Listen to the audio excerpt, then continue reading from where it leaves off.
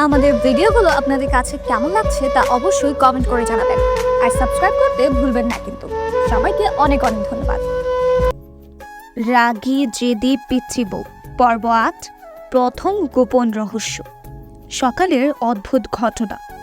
শহরের ছোট্ট গলিতে সকালটা স্বাভাবিকভাবে শুরু হয়েছিল। মায়া তার ব্যাগ খুঁজছিল আর হঠাৎ একটি ছোট খাম পেয়েছিল যেখানে লেখা ছিল, সত্য জানতে চাইলে দুপুরে ৩টায় পার্কে আসো। মায়ের চোখে জিজ্ঞাসা এবং রাগের মিশ্রণ। সে তানভীরকে বলল, দেখে নাও, এটা কি? হয়তো কেউ আমাকে নিয়ে মজা করছে।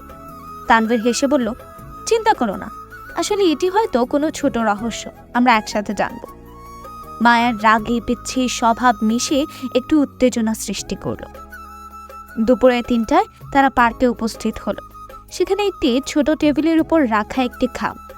মায়া খামটি খুলল এবং সেখানে লেখা ছিল, যে মানুষ তোমাকে সবসময় বোঝে তার সঙ্গে থাকা সুখের চাবিকাঠি।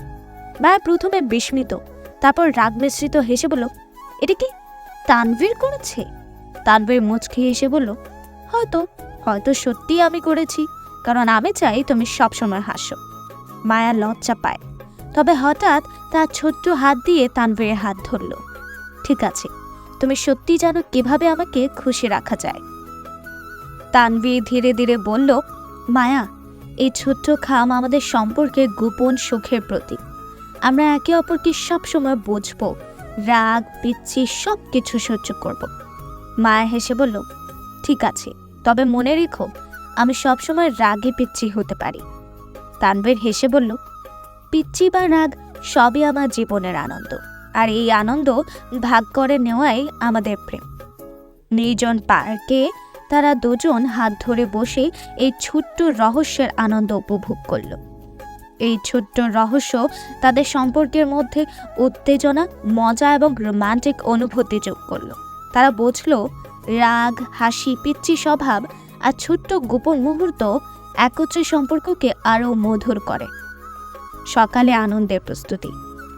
আজকের দিনটা মায়া ও তানভীরের জন্য বিশেষ। শহরের ছোট্ট কফি শপে তারা প্রথমবারের মতো একসাথে ছোট্ট বিশেষ দিবস উদযাপন করার পরিকল্পনা করছে। মায়া হেসে বলল, আজকে আমি রাগে পিচ্ছি হলেও তুমি আমাকে আনন্দ দিতে পারবে তো? তানভীর ধৈর্য ধরে হেসে বলল, নিশ্চয়ই, কারণ আমি চাই আজকের দিনটা শুধুই আনন্দের হোক। মায়ার চোখে ঝলক আর তার মুখে ছোট্ট হাসি। কফি শপে মায়া হঠাৎ রাগে হয়ে পড়ল, তুমি সবসময় সব ঠিক করতে চাও, এখানে কি সেই নিয়ম? তানভীর মুচকি হেসে বলল, আমি শুধু চাই তুমি খুশি থাকো, আর খুশি দেখতে হলে ছোট ছোট আনন্দ দরকার। মায়া হেসে বলল, ঠিক আছে, তবে তুমি জানো আমি সবসময় পিচ্ছি হতে পারি। তানভীরও হেসে বলল, পিচ্ছি বা রাগ সবই আমার জন্য আনন্দ।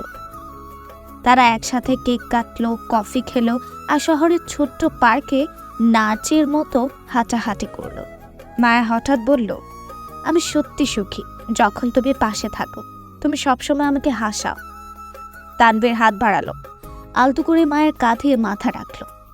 আমি সবসময় চাই তুমি হাসতে থাকো, তোমার রাগ হাসি সবই আমার জীবনের আনন্দ। মায়া হেসে বলল, আমি সবসময় চাই এই মুহূর্ত স্থায়ী হোক। সন্ধ্যার আলো লেকের উপর পড়ল আর তারা দুজন লেকের ধারে বসে সূর্যাস্ত উপভোগ করল।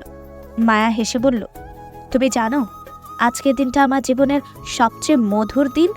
তানভীর হেসে বলল, আমার জন্য। আজ থেকে আমাদের প্রতিটি বিশেষ দিনকে আমরা একসাথে আনন্দে উদযাপন করব। পর্ব ৯ আমরা দেখলাম তাদের প্রথম বিশেষ দিবস উদযাপন। রাগী পিচ্ছি স্বভাবের মধ্যে মধুর রোম্যান্স, ছোট ছোট আনন্দের মুহূর্ত এবং সম্পর্কের গভীরতা। মায়ের রাগে পিচ্ছি আচরণ আর তানভীরের ধৈর্য মিলে তাদের প্রেমকে আরও মধুর এবং স্থায়ী করে তুলল।